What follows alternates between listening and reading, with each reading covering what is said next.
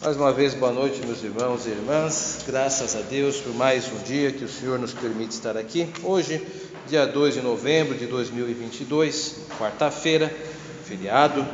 Nós estamos aqui, graças a Deus, para aprender um pouco mais acerca dos assuntos da Bíblia Sagrada. E hoje nós vamos tratar objetivamente de dois assuntos: corpo e ressurreição.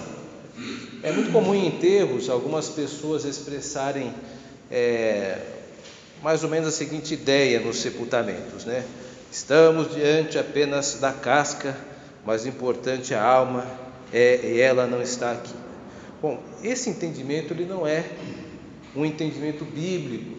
Sei que eu tenho dito isso mais de uma vez, mas como esse pensamento é muito comum, eu participo muito de ofícios fúnebres, sempre ouço alguma ideia parecida com essa. Mas o corpo ele é importante, sim, nós sabemos disso. Mesmo quando ele falece, deve ser tratado com dignidade e respeito. O ato mais decisivo, gritante, eloquente, que marca a importância do corpo para o cristianismo, para nós que somos cristãos e cristãs, reside no fato de que Jesus Cristo retornou para buscar o seu corpo e ressuscitou. Então, este é o fato mais marcante. Se alguém disser que o corpo não é importante, pelo menos não caminha no entendimento cristão. Deve ter outra religião, mas o cristianismo ele entende que o corpo é importante e é pelo corpo que nós vamos começar. Então, o primeiro assunto é corpo. Bom, como é que o corpo era tratado após o falecimento na Bíblia? Nós temos nos ocupado nas últimas quartas-feiras mais sobre a parte imaterial, mais sobre a alma. Temos visto que a alma do justo e a alma do ímpio, alma e espírito, são duas palavras para a mesma imaterialidade nossa. Nós temos uma parte imaterial, então pode ser chamado de alma, pode ser chamado de espírito, mas independente de como nós chamamos de alma e espírito, ela tem um destino. Se é uma alma que pertence a Deus, ela irá para o paraíso, irá aguardar a ressurreição lá. E se é uma alma que não é da igreja, que não pertence ao Senhor, no que eu digo de pertencer, de não servir, de não reconhecer seu senhorio, esta alma então irá para o inferno, onde também lá aguardará a ressurreição e imediatamente o juízo, que seguirá-se a última ressurreição. Mas nós não tínhamos muito tratado do corpo físico. Então, hoje nós vamos tratar do corpo. O que a Bíblia diz sobre o corpo? O corpo do falecido, ou da falecida. Bom, geralmente o corpo ele era colocado, sepultado em uma gruta. Assim foi, por exemplo, com os patriarcas, tanto Abraão, Isaque e Jacó. Abraão foi colocado numa gruta que ele havia comprado para sua esposa Sara, e ele mesmo foi colocado lá. Isso está em Gênesis 25:8. Isaque também foi colocado nesta mesma gruta, está em Gênesis 35:29, e Jacó também foi colocado nesta mesma gruta, Gênesis 49:33. É importante que se diga que os patriarcas tiveram o mesmo destino, ou seja, um local físico, o corpo deles foi colocado dentro da mesma sepultura, dentro uma mesma gruta, do mesmo local, a mesma caverna, alguns podem dizer assim. No Novo Testamento, a maneira de sepultar o corpo não mudou muito, e creio que quem ilustra bem isso é a figura de Lázaro. Lembra-se de Lázaro, irmão de Marta e Maria, como ele morre no capítulo 11, ele adoece, acaba morrendo, e ele é sepultado também da mesma maneira, numa gruta. Ele é colocado lá até que Jesus Cristo vai até lá, Tanto é que em João, no capítulo 11, 17, diz assim: chegando Jesus, encontrou Lázaro já sepultado havia 4 dias. Então a palavra sepultado significa o quê? Que ele foi enterrado? Não, porque em João 11:38, alguns versículos depois, diz o seguinte: Jesus encaminhou-se para o túmulo. Era este uma gruta, a cuja entrada tinham posto uma pedra. Então vejam, aqui parece que não, mas eu preciso que vocês atentem-se a isso, de que o mesmo modus operandi que ocorreu com os patriarcas, a mesma maneira que eles eram sepultados numa gruta, está acontecendo mais de 2.000 anos depois com Lázaro. Então os costumes não mudaram muito. Eu estou dizendo aqui de muito tempo, desde Abraão, Isaac e Jacó até Jesus Cristo, passaram séculos e séculos, e o costume era o mesmo. Abrindo aqui um parênteses, todos os povos enterravam os corpos assim? Não assim. Nós sabemos, por exemplo, que os egípcios tinham um sepultamento diferente, eles colocavam em sarcófagos, pelo menos quem tinha condições melhores, quem era de uma classe mais abastada, era geralmente colocado em urnas, e sepultado de forma diferente, com sarcófagos. Nós vimos isso que aconteceu com Jacó foi preparado assim, porque morreu no Egito, e também José foi morto, foi preparado assim, da mesma maneira, porque segundo o costume egípcio. Inclusive ele ficou lá até que Moisés pega os ossos de José e leva novamente para Canaã, mas o sepultamento foi sepultamento egípcio. Então, só para termos uma clareza, nem todos os povos sepultavam da mesma forma. Se nós temos um sarcófago representativo na figura dos egípcios, o modo como os mortos eram sepultados não eram desta maneira em Israel, eles eram envoltos em lençóis. Lembre-se que Lázaro, quando ressuscita, ele vem com seus lenços todos amarrados nele, né? Ele teve que se soltar, né? Quando ele ressuscita, Jesus diz: tirem os tecidos, né? Libertem Lázaro. Enfim, isso é importante deixar registrado, que a forma de sepultamento do corpo era diferente, mas o corpo é tratado com muito respeito, muita dignidade. Agora ocorriam também enterros. A Bíblia registra que algumas pessoas eram simplesmente enterradas também no chão. Por exemplo, o primeiro corpo da humanidade, o primeiro corpo a ser sepultado foi o corpo de Abel. E a Bíblia diz que ele foi enterrado. Quem matou foi Caim.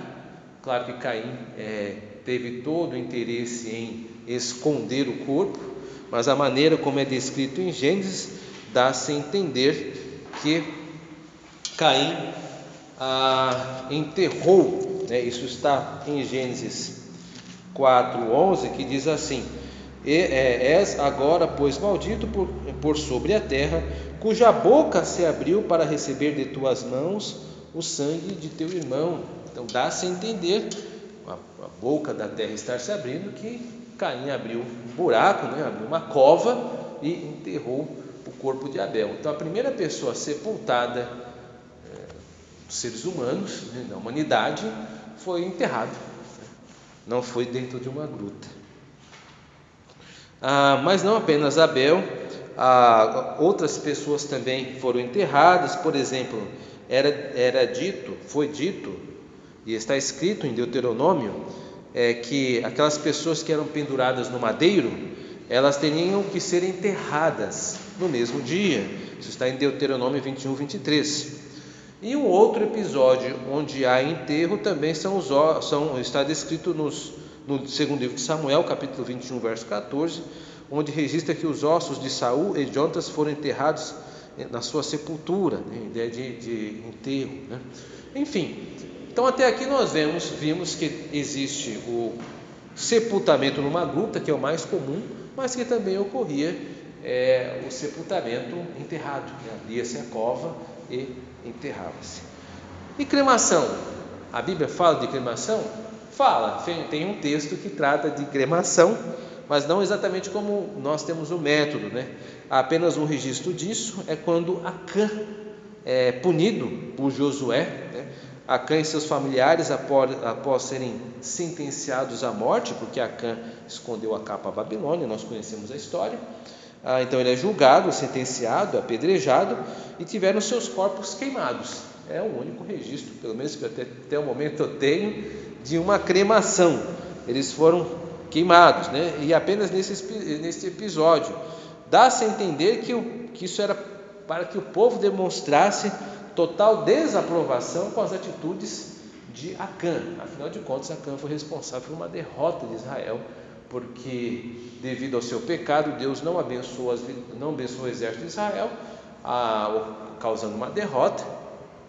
E então Israel estava muito aborrecido, Israel, o povo, né, com a família de Acã. Bom, em resumo, aqui nós podemos ver que os corpos mortos eram tratados com dignidade, todos eles, né? Não há evidência de veneração, que era muito comum aos egípcios. Lembremos que os egípcios tinham o costume de enterrar, fazer aqueles sarcófagos, aquelas grutas também que eles tinham, essa forma também de colocavam sarcófagos, eram para ter uma vida após a morte, né? E havia um certo culto a esta vida após a morte. As próprias pirâmides são grandes mausoléus, né, feitos pelos faraós para garantir a sua permanência no outro mundo. Então, a maneira como eles viam o corpo é diferente dos judeus, dos israelitas, ou de como a Bíblia mostra. Então, nós temos dois extremos aqui. Nós temos um olhar mais concreto, né, do corpo, como deveria ser tratado, e nós temos os egípcios uma outra forma de tratamento. Mas é importante deixar registrado que o corpo geralmente é envolto em faixas e colocado numa gruta, isso desde Abraão, Isaac e Jacó. Agora esse corpo, e agora nós vamos entrar no segundo assunto, esse corpo, aguardava-se para esse corpo uma ressurreição. A ideia de ressurreição, a ideia de ressurreição é interessante, porque ela ocorre tanto no nível individual quanto no nível coletivo. Então, por exemplo, o Antigo Testamento apresenta essas duas espécies de ressurreições. Primeiro, vamos nos concentrar nas ressurreições individuais. Nós temos alguns registros de ressurreições. Por exemplo, Elias ressuscita o filho da viúva de Serepta. Isso ocorre no 1 Reis, no capítulo 17, verso 23. O filho desta viúva morre, e Elias ressuscita esta criança. Isso está no livro de Reis, capítulo 17, 23. E também Eliseu, o seu discípulo, que também será um profeta, ressuscita o filho da sunamita. Isso está registrado em 2 Reis, no capítulo 4, verso 35. Vivo, né? Ele estando vivo, operando, ele vai e ressuscita o menino, o filho da sunamita, um método parecido com o de Elias. De qualquer forma, tanto o filho da viúva de Serepta com Elias, quanto o filho da viúva de Sunamita, são ressuscitados por profetas de Deus. E há algo interessante na biografia de Eliseu, é que mesmo morto, ele acaba ressuscitando uma pessoa, porque havia um local onde colocaram os ossos de Eliseu, e as pessoas enterraram uma pessoa às pressas, jogando o corpo daquela pessoa sobre os ossos. O corpo morto tocou nos ossos, então a pessoa ressuscitou. Então isso está registrado no segundo livro de Reis, no capítulo 13, verso 21. Então o Antigo Testamento ele apresenta ressurreições individuais, pessoas que, embora estivessem mortas, ressuscitaram. Agora o Antigo Testamento trata de ressurreições coletivas, e aqui os profetas, eles que vão anunciá-las, né?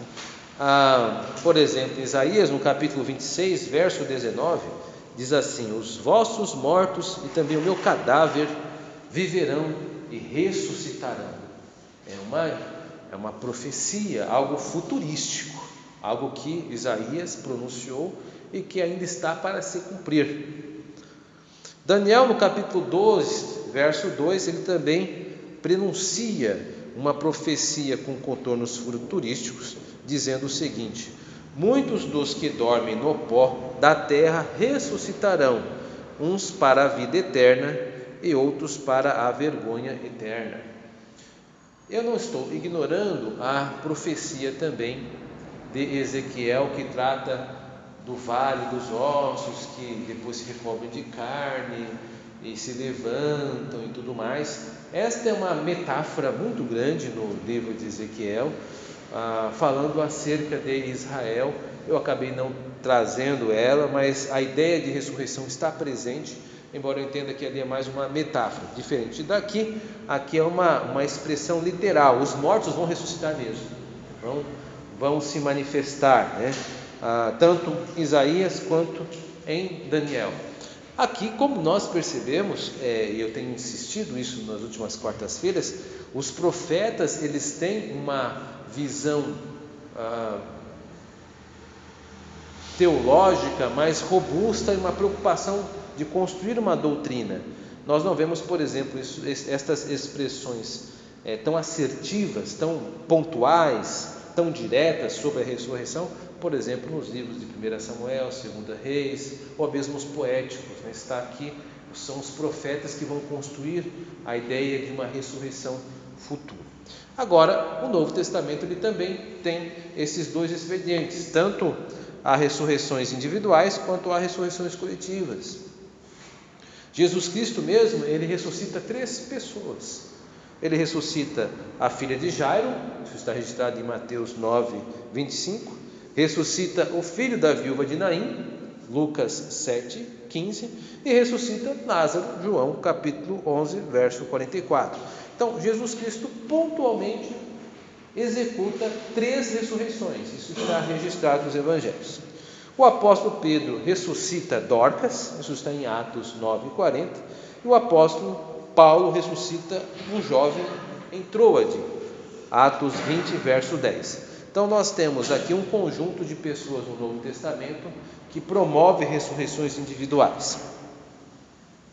E também há as ressurreições coletivas prenunciadas, assim como os profetas fizeram.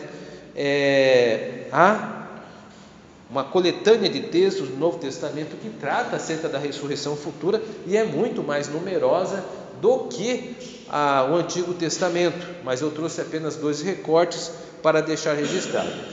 Um deles é em Atos 24, verso 15, que diz assim: tendo esperança em Deus, como também estes a têm, de que haverá ressurreição, tanto de justos como de injustos.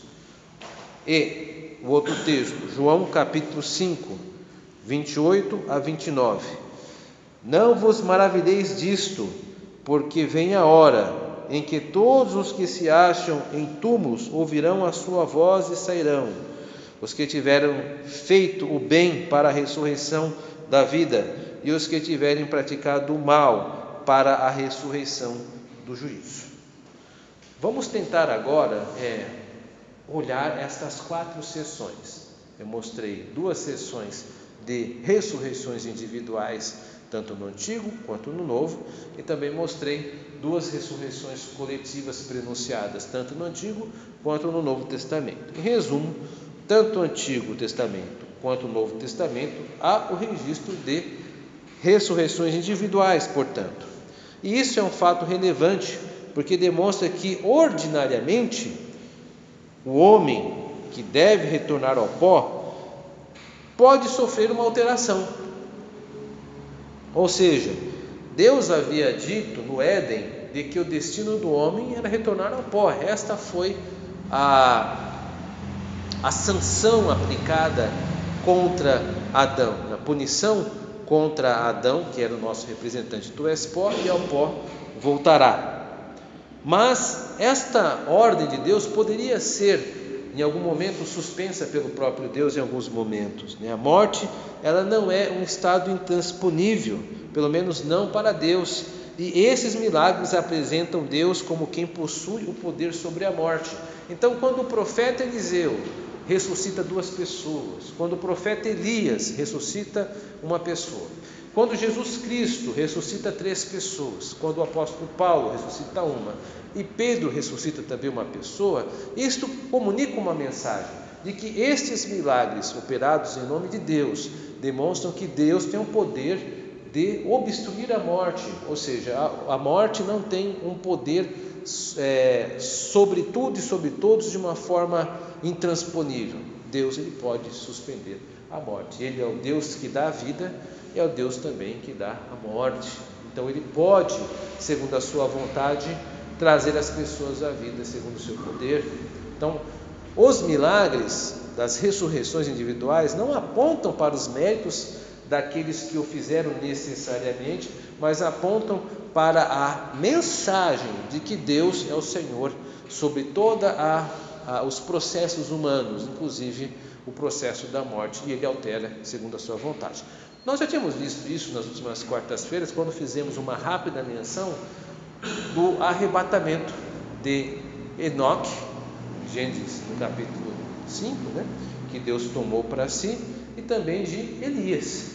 Então nós vemos que naquele momento Deus toma esses dois homens para mostrar como produzir a mesma mensagem. Ordinariamente todos morrem, mas se Deus quiser mudar, Ele muda e leva as pessoas para si, como Ele também bem fez. E promete fazer novamente no último dia, na volta do nosso Senhor.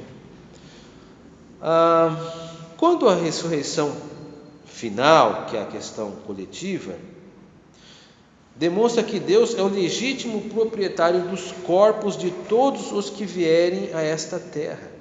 E no final, compareçam ao tribunal de Cristo para que cada um receba segundo o bem ou o mal que tiver feito por meio do corpo. Segundo Coríntios 5, verso 10. Ou seja, não são apenas os cristãos ou cristãs que vão ressuscitar, mas também as pessoas ímpias, injustas, pessoas que não professam o cristianismo, pessoas que não creem que Jesus Cristo é o mediador. Estas pessoas também ressuscitarão. Entretanto, estas pessoas que ressuscitarão, elas não gozam da mesma bem-aventurança dos santos e das santas, porque nós, santos e santas de Deus, temos reservado para nós, tem por Deus, as glórias vindouras, o novo céu e a nova terra, a promessa de usufruirmos dos galardões que o Senhor já preparou para nós, para que vivamos numa nova dispensação. Estas outras pessoas que não são cristãs, que tiveram a oportunidade de crer na palavra e não o fizeram, eles ressuscitarão sim, mas para a vergonha eterna. É um outro tipo de destinação, mas eles também vão ressuscitar. Isso demonstra que o corpo não é deles, o corpo pertence a Deus e Deus o tomará para si novamente. E este corpo prestará contas de tudo o que fez durante a sua estadia nessa terra. É bom imaginarmos o nosso corpo como um tipo de apartamento de aluguel. Nós estamos com o nosso corpo alugado. Então, o que eu faço, no final das contas, eu vou ter que dar contas ao proprietário. Então, você não é um proprietário do seu próprio corpo? Não. O proprietário final, o último, é Deus. Tanto é que Ele vai requerer. Se o corpo fosse meu, eu não teria que prestar contas a ninguém, a Deus ou a qualquer outra pessoa. Viveria a minha vida de uma forma autônoma. Mas o ser humano não foi construído para viver de uma forma autônoma. O nosso corpo, a nossa alma, tudo que temos, que somos, pertence ao Senhor e Ele irá recobrar os seus direitos sobre nós. É importante dizer isso, porque vez por outra nós vemos na nossa sociedade civil um grupo de pessoas dizendo assim: esse corpo é meu, eu faço o que eu quero com o meu corpo. Nós cristãos não podemos concordar com esse discurso, porque o nosso corpo não é nosso, inclusive nem o corpo dessas pessoas que dizem que não creem em Deus. Até mesmo o corpo dessas pessoas pertence ao Senhor. Então, elas vão dar conta disso. Antes de encerrarmos, ainda no quesito ressurreição, não podemos ignorar aqui a ressurreição corporal de Cristo, que é um sinal para a nossa imortalidade. Jesus Cristo é o modelo da ressurreição que todos conhecemos. Ou Jesus Cristo é o modelo da ressurreição que nós experimentaremos. Por isso ele é chamado o primogênito dentre os mortos, Colossenses 1, verso 18. As ressurreições individuais do Antigo e do Novo Testamento possuem algo em comum. Todas aquelas pessoas ressuscitaram e morreram novamente. Eles não reviveram, né? Ou seja, vamos pegar apenas um dos vários exemplos que citamos, Lázaro. Lázaro morreu de novo, com certeza, né? Mas a ressurreição de Jesus Cristo é o nosso modelo, porque Jesus Cristo não morre novamente, ele permanece vivo, né? A ressurreição de Jesus Cristo, por isso, é o nosso modelo. Nós não vamos morrer mais. O nosso corpo, novamente unido com a nossa alma, então será imortal.